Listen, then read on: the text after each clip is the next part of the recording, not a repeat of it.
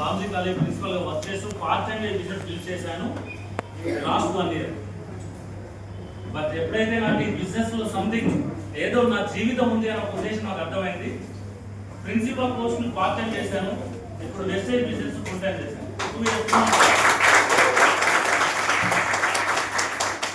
చెప్తున్నాను కదా, నాకు మా ఇంటికి వచ్చిన ఆల్మోస్ట్ గ్రేట్ లీడర్స్ వాళ్ళు అలా చెప్పాను. 3 వచ్చారు, ఇంకొక గ్రేట్ లీడర్ వచ్చారు బిఎంసీ మెంబర్.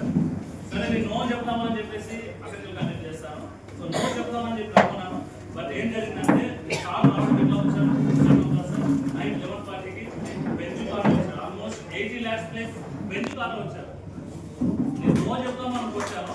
నా ఫ్యూజ్ ఎగిపోయింది అక్కడ. ఆ సార్ నాకు ఆల్రెడీ 7 years నుంచి పరిచయం, ఒక కానిస్టేబుల్ 7 years నుంచి పరిచయం కానిస్టేబుల్గా. బట్ సార్ బెంచ్ కార్లో వచ్చారు. నా ఫ్యూజ్ ఎగిరిపోయింది. నో ఒకటి ఎగిరిపోయింది. నెక్స్ట్ వచ్చేసరికి మా ఇంటికి వచ్చి లోపల ప్లాన్ చెప్తా ఉన్నా. సింపుల్గా ప్లాన్ లేదు, మేము ఆల్రెడీ ఎక్స్ నెట్వర్క్లో కొలీగ్స్ అన్నమాట. సో అట్లా చెప్తా ఉంటే సార్ ఒక ఫోన్ ఓపెన్ చేసి, మన ఫోన్ జనరల్గా ఇట్లా నార్మల్ ఉంటాయి, సార్ వచ్చేసి ఫోన్ ఇవ్వదు, పెద్ద బల్గలు ఎక్కడ రైట్. సో ఆ స్లేట్ ఓపెన్ చేసేసి సామ్సంగ్ జెడ్ ఫ్లిప్ సంథింగ్ ఉంటుంది, దాంట్లో చెప్తా ఉన్నా నాకు. సార్ దీని కాస్ట్ ఎంత సార్?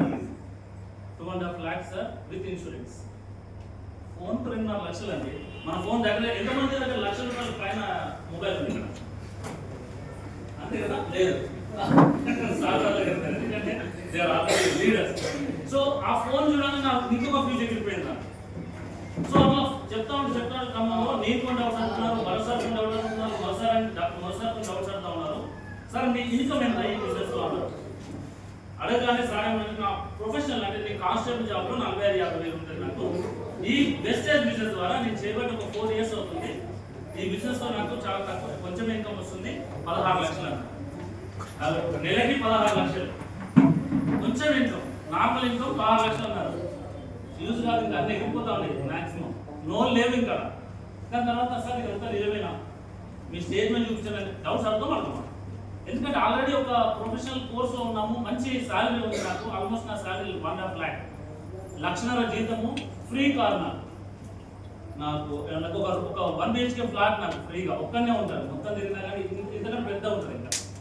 సో కార్ ఇంటి నుంచి కాలేజ్కి free food, free accommodation, everything is food. 1.5 lakhs salary. అది వదిలిపెట్టుకొని రావాలి అనే ఇంట్రెస్ట్ ఎవరికి ఉండదు, ఉంటుందా? బట్ ఆ టైంలో నాకు సార్ చెప్పే విషయం చూశాను. 16 లక్షలు ఇన్కమ్, బ్యాంక్ బ్యాలెన్స్ చూస్తే 46 లక్షలు ఆ టైంకి. అది జనవరి 23వ తారీఖు రోజు, మంత్ ఎండింగ్లో. మనం ఎంత నా 1 లక్షలు రాని 5 లక్షలు రాని మంత్ ముందు అయిపోతుందా, శాలరీ ముందు అయిపోతుందా ఏమంటాం?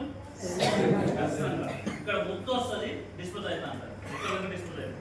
సార్ అకౌంట్లో మంత్ ఎండింగ్లో 46 లక్షలు ఉంది. అక్కడ ఇంకొక ఫీజు ఇస్తుంది. ఇప్పుడు చెప్పండి, నేను జాబ్ పట్టుకొని ఏలాడాలా? సార్ చెప్పిన మాట్లాడాలి. ఖచ్చితంగా సార్ చెప్పిన మాట్లాడాలి.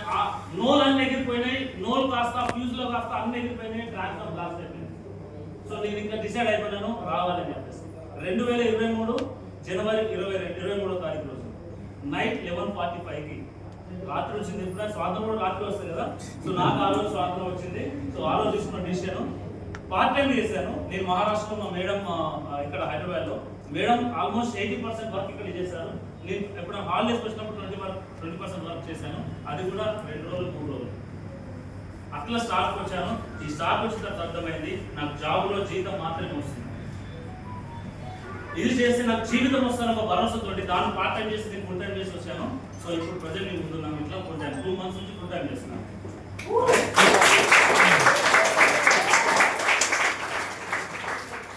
సో ఇంకా నా ప్రొఫెషనల్ బ్యాక్గ్రౌండ్ చాలా ఉన్నాయి.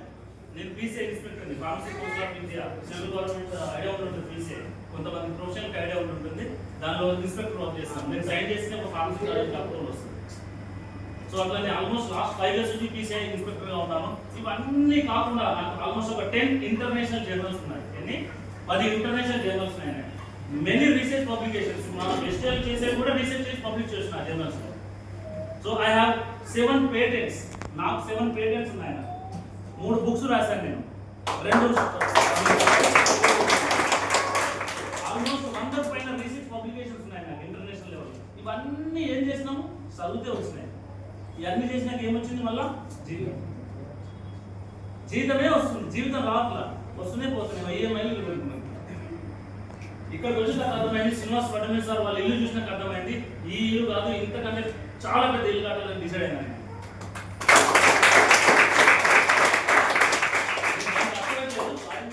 అంతకంటే డ్రీమ్ బిల్డ్ అయిందని చెప్తున్నాను ఇల్లు కూడా. రైట్? సో మీరు కూడా అందరూ రైట్ డిసిషన్ తీసుకోండి. ఖచ్చితంగా మా అందరం సక్సెస్ అవుతాం. ఆ చేయి పట్టుకొని వదిలే ప్రసక్తే లేదు నేను. రైట్? So thank you.